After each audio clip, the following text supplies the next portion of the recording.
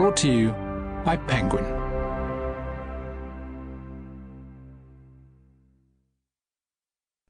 Travels with Charley in Search of America by John Steinbeck.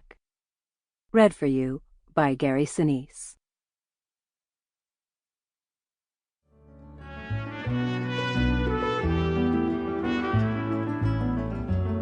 When I was very young and the urge to be someplace else was on me, I was assured by mature people that maturity would cure this itch.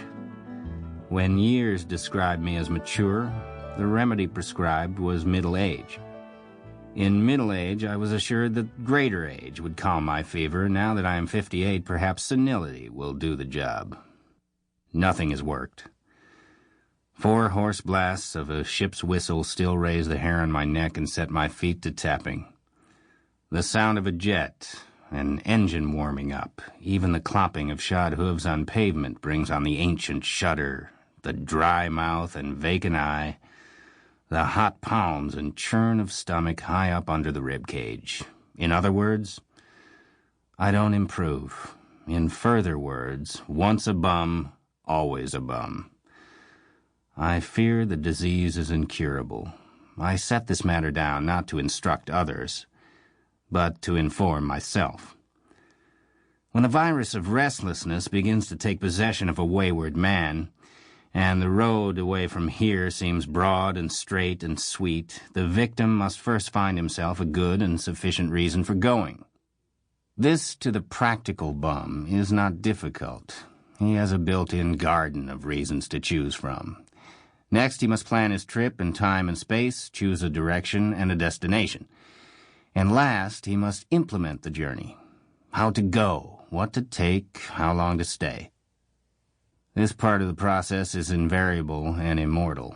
I set it down only so that newcomers to bumdom, like teenagers in new-hatched sin, will not think they invented it. Once a journey is designed, equipped, and put in process, a new factor enters and takes over.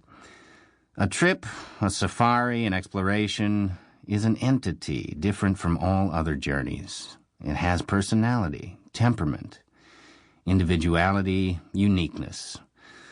A journey is a person in itself. No two are alike, and all plans, safeguards, policing, and coercion are fruitless. We find after years of struggle that we do not take a trip. A trip takes us. Tour masters, schedules, reservations, brass-bound and inevitable, dash themselves to wreckage on the personality of the trip. Only when this is recognized can the blown-in-the-glass bum relax and go along with it. Only then do the frustrations fall away.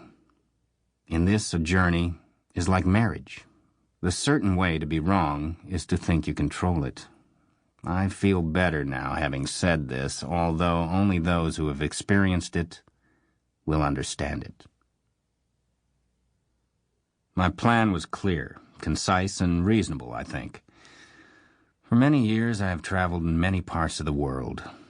In America I live in New York, or dip into Chicago or San Francisco, but New York is no more America than Paris is France or London is England. Thus I discovered that I did not know my own country. I, an American writer, writing about America, was working from memory, and the memory is at best a faulty, warpy reservoir. I had not heard the speech of America, smelled the grass and trees and sewage, seen its hills and water, its color and quality of light.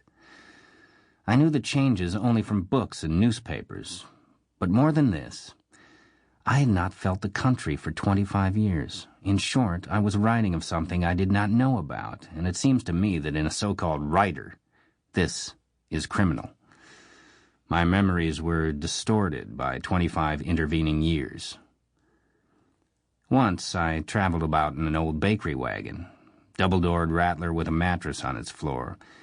I stopped where people stopped or gathered. I listened and looked and felt, and in the process had a picture of my country, the accuracy of which was impaired only by my own shortcomings. So it was that I determined to look again, to try to rediscover this monster land. Otherwise, in writing, I could not tell the small diagnostic truths which are the foundation. Sample complete. Ready to continue?